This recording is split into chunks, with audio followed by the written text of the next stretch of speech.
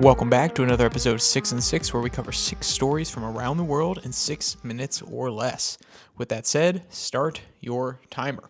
We begin today in Africa, where a tragedy has struck a local football or soccer pitch. The Prime Minister of Guinea has spoken about the senseless loss of life from such an important attraction in the country. From BBC, quote, "At least 56 people have been killed in a crush in Guinea's second largest city, Nazarkore," the government says. Local media said police had used tear gas after the supporters of the visiting team, Labe, threw stones towards the pitch in anger at the referee. Quote, "It all started when a contested decision by the referee when the fans invaded the pitch," one witness told AFP, end quote. The Prime Minister has also vowed to find those responsible for the pitch invasion in order to hold them accountable. Next, we shift our focus to North America, where Justin Trudeau and his current majority are investing in an ad campaign meant to curb the number of migrants that claim asylum in Canada. From Reuters, quote, "The 250,000 Canadian dollars in advertisements will run through March in 11 languages, including Spanish, Urdu, Ukrainian, Hindi, Tamil, and the Immigration Department told Reuters. They are a part of a broader shift in tone by Prime Minister Justin Trudeau's unpopular government on immigration and an effort to clamp down on refugee claims," end quote. The ads will also be hyper-targeted. So not only in the country where the Canada receives the most of their migrants from, but also under specific search parameters. One example would be something like "how to claim asylum in Canada," end quote. Across the Pacific, in Asia, where the Taiwanese president Lee Ching-te is going on tour around the entire Pacific, even stopping in Hawaii for 2 nights. From BBC, quote, "China's foreign ministry said it is strongly condemning the visit and that it had, quote, lodged serious protests with the U.S.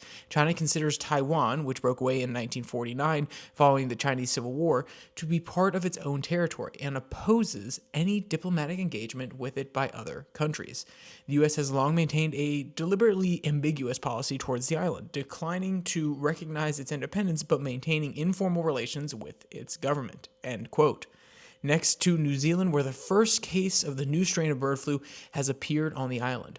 Though the government has been prepping for this for months, much like their counterpart to the west, they are still taking the situation extremely seriously. From Reuters, quote, "Until we've cleaned up the situation on this farm and assuming no other issues pop up anywhere else, then we will be able to export again," Biosecurity and Food Safety Minister Andrew Hoggard told Radio New Zealand after the announcement.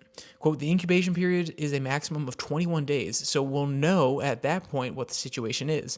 Biosecurity New Zealand said there were no reports of other sick or dead birds on any other poultry farms and no human health or food safety concerns. "We are taking the find seriously. Our testing shows it is an unrelated strain to the H7 that was identified in Australia earlier this year," end quote.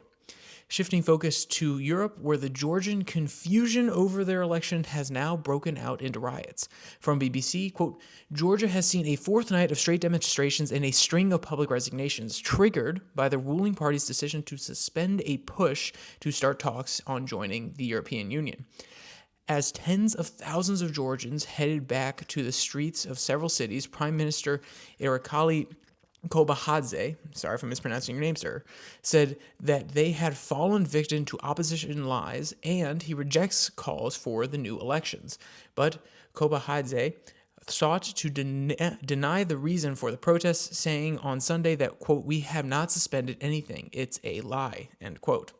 And we finish today in South America, where Brazil is attempting to crack down on illegal mining operations.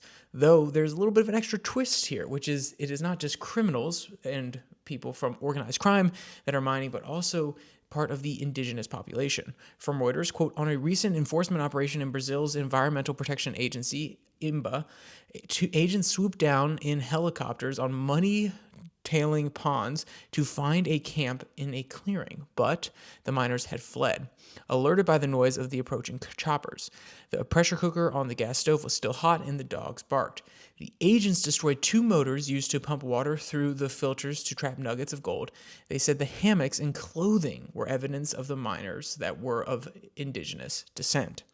And if you want to check out any of today's articles, any of the stories, you want to read them in full, they'll all be in the description below that like and subscribe button. Also down there, you can find the podcast on Spotify, Pocket Cast, Podvine, this segment on Tuesday, Thursdays, and then on Monday, Wednesday, Friday, you can come over and listen to the America-focused 30-minute long podcast.